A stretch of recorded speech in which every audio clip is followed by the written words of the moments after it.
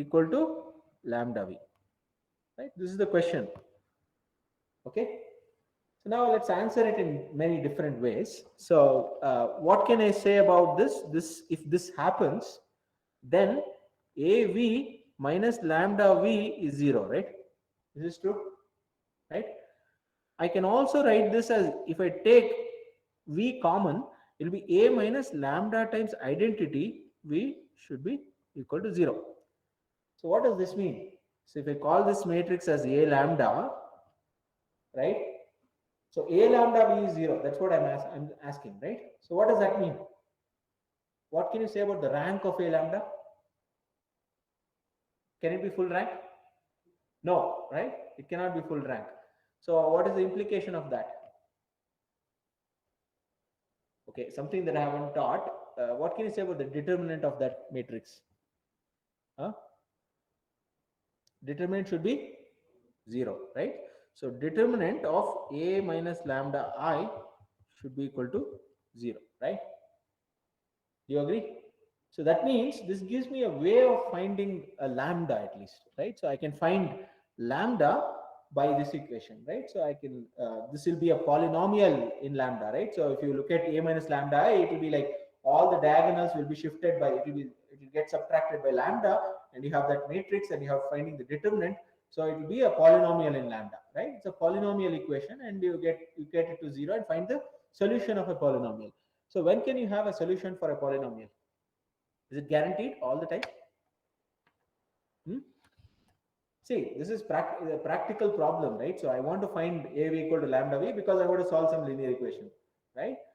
That led to all these. So now what is the fundamental question? So can we have, suppose I give you ax square plus bx plus c equal to 0. So do we have a solution all the time? Huh? Why?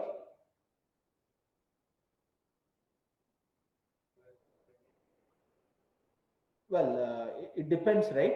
What kind of solution you are asking. Are you asking for a solution in R or C, right? Complex or real? If it is complex, fundamental theorem of algebra, right? It says you always have a solution, right?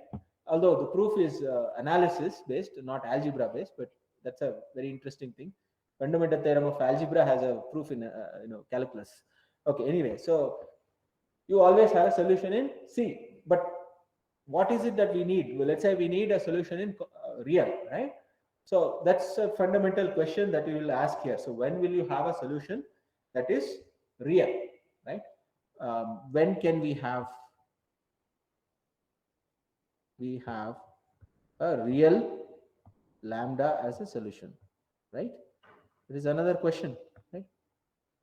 Now, suppose I found a real lambda as a solution, then how do you find v? Then it's easy, right? So av equal to lambda v, and I have to solve for v, right?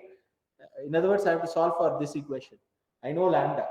That's an easy thing to do, right? So you have a bunch of equation, you can do whatever elementary operations to figure out what v is, right? That is something that you can always do. So that will be your eigenvector. Normalize it, you will get a normal, unit vector as your v. Okay. Now let's, in order to address some of these, let's make one critical assumption, so which we will continue in the next class as well. So we'll focus on symmetric matrices. Okay. What do you mean by that? That is A equal to A Hermitian or A transpose if real. So we will look at such matrices and see what is it that we can expect out of this. Okay, and then we will see certain properties, and then we will look at what eigenvalue decomposition is and what are the consequences of that. Then we will look at more general stuff. For example, there is something known as SVD, singular value decomposition, which give me any matrix, I can do SVD. But if I give you any matrix, you cannot do eigenvalue decomposition. It may not exist. Okay, that's the power of singular value decomposition. There are other decompositions like Jordan and so on, but we will not get into that. That's another course, right? So maybe you should take a grad level course on linear algebra offered by Rajshekhar and myself. Maybe you will see more about such decompositions. They are not here. Okay, with this I will stop. Any questions?